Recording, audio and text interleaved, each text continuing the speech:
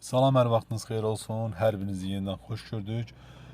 Sualımız belə idi ki, verilmiş fayda vurğu kök işarəsi altına salın.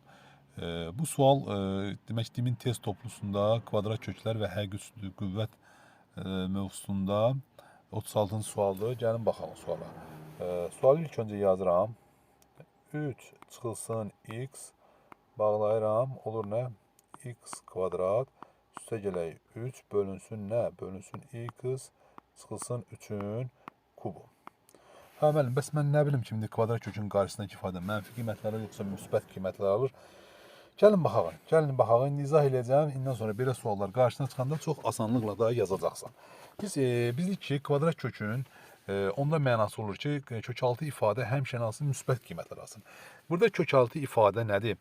Kəsrin surəti bilir ki, həmişə müsbət qiymətlər alır. Məxrəc isə x çıxaq 3 üzərində 3-dür. Yəni tək dərəcədən qüvvət olduğuna görə nə olmalıdır? Müsbət qiymətlər alması üçün uşaqlar bilir ki, nə olmalıdır? X həmişə 3-dən böyük olmalıdır ki, nə? Kökaltı ifadə həmişə müsbət alsın.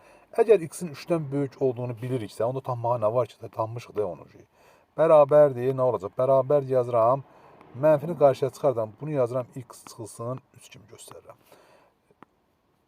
Bunu da olduğu kimi yazıram, x kvadrat üstə ilə 3, x çıxılsın 3-ün kubu. Yazdıq, bərabərdir.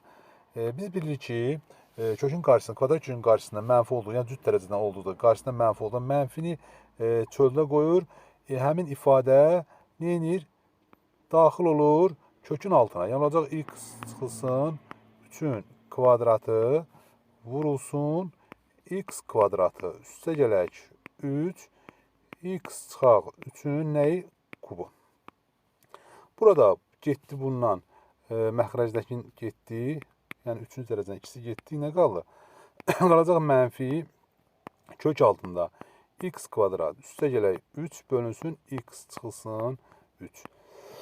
İnanıram ki, hamıya aydın oldu. Yəni bundan sonra bu tipli suallar düşdükdə yəqin ki, asanlıqla yazacaqsınız. Sağ olun, salamat qalın.